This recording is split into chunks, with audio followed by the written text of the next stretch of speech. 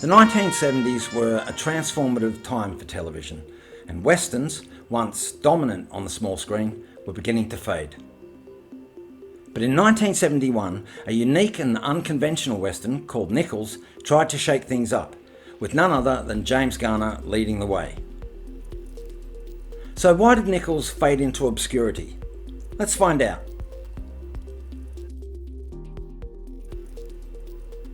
Premiering on the NBC network in September 1971, Nichols was a different kind of western.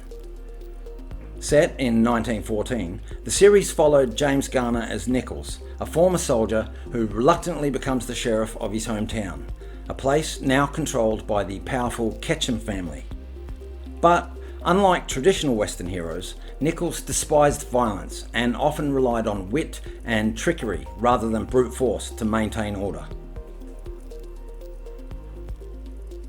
What set Nichols apart from other shows was its mix of dry humour, satire, and an anti-hero protagonist.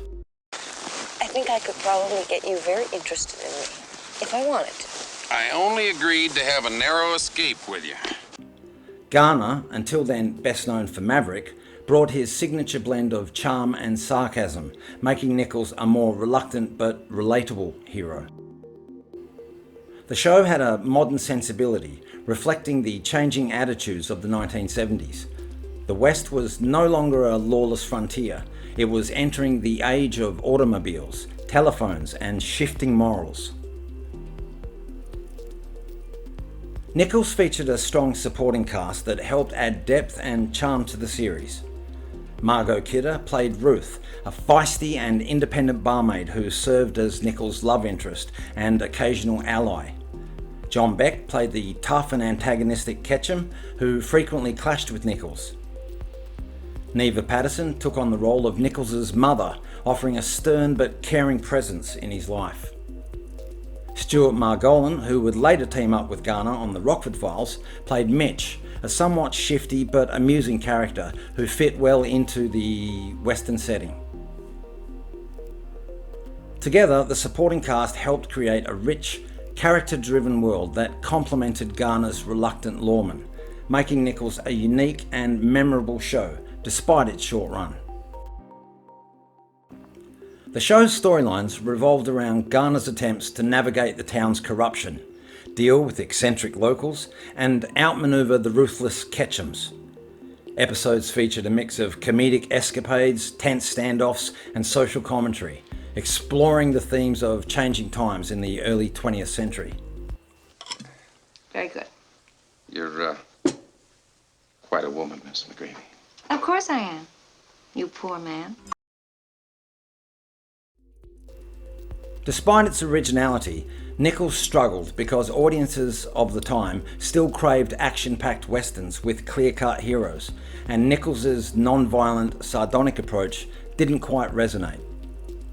NBC gave it a full season, but declining viewership led to its cancellation after just 24 episodes. And in a shocking twist, the final episode killed off the title character, something James Garner himself reportedly requested so as to prevent the series ever being revived. The final episode of Nichols aired on the 14th of March 1972.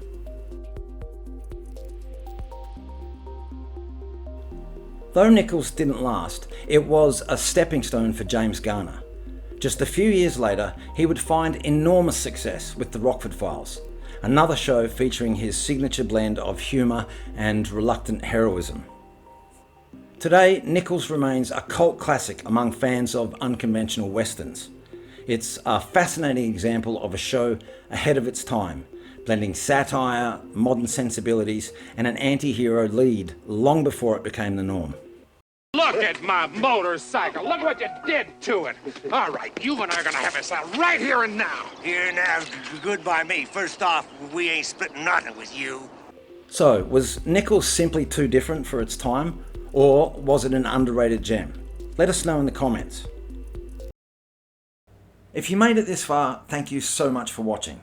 Please like, comment, and subscribe if you feel like it, and I'll catch you next time for another Real Movies review.